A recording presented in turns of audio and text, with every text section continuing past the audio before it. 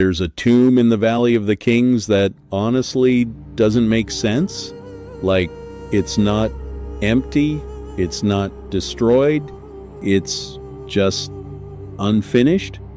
And I know that sounds small, but y'all, for a pharaoh in ancient Egypt, an unfinished tomb wasn't just embarrassing. It meant your soul had no roadmap, no protection, no way through. So who was Ramesses VII? And why did the most powerful man in the ancient world leave his only shot at eternity looking like an abandoned construction site? Because once you find out what was actually happening, it changes everything you thought you knew about Egypt. Stick around, because we're going to uncover the secrets history doesn't want to tell us. Alright, so here's what most people don't realize.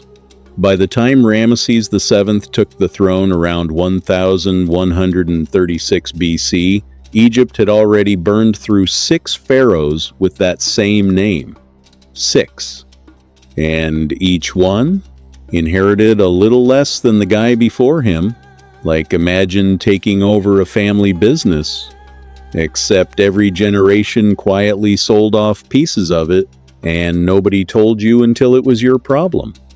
That's basically what Ramesses VII walked into: trade shrinking, military grip loosening, and the priesthood of Amun. Y'all, these guys had gotten so powerful they were basically running a whole second government right alongside the throne, collecting land, controlling resources, making decisions. And the pharaoh kinda just had to work around them. So when Ramesses VII showed up, he wasn't inheriting power, he was inheriting a mess. And the wild part is, most history books just skip right over him, like he didn't matter. But here's the thing, the kings who ruled during a collapse, they're always more interesting than the ones who built the empire.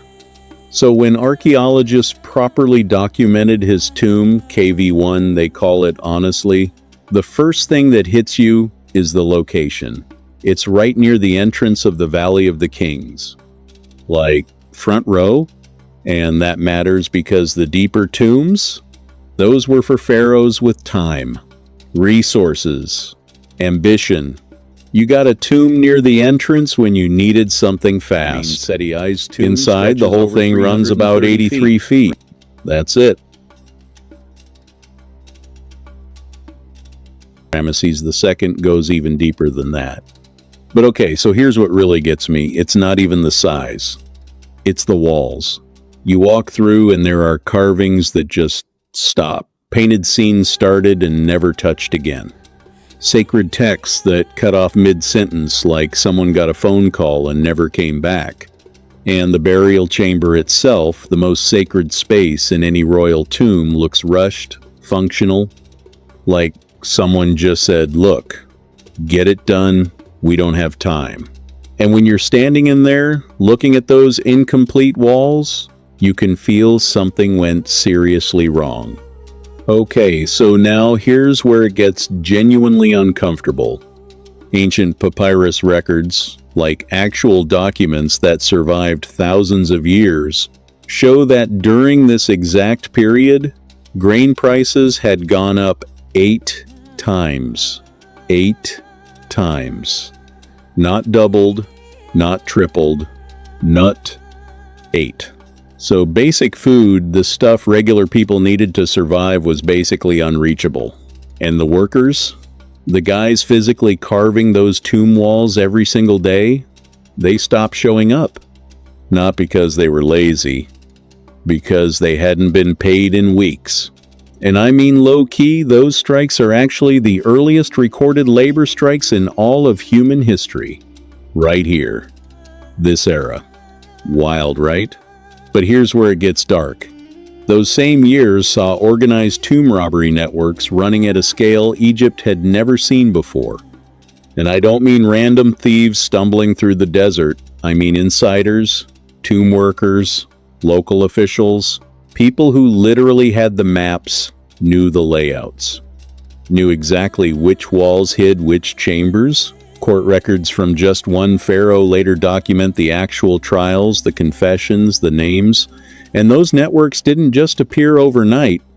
They were building for years. Which means, while Ramesses VII was desperately trying to get his tomb finished, the workers he needed to trust with his eternal life were potentially the same guys selling access to other kings' tombs just to eat. So here's the thing that nobody really sits with.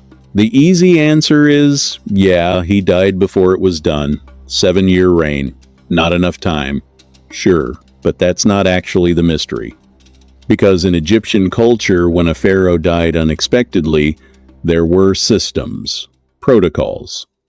You finished the burial chamber first, you got the essential sacred texts on the walls no matter what. You made sure the king could navigate the afterlife even if everything else was incomplete, and some of that happened in KV1, but not enough, not nearly enough, which tells you the resources weren't there. The workforce wasn't stable. The entire machine that had successfully buried pharaoh after pharaoh after pharaoh for centuries was breaking down in real time. And Ramesses VII, I mean this genuinely, he wasn't weak, he wasn't incompetent, he was just the guy holding the wheel when the engine gave out. And that unfinished wall, that's not an architectural detail, that's a timestamp.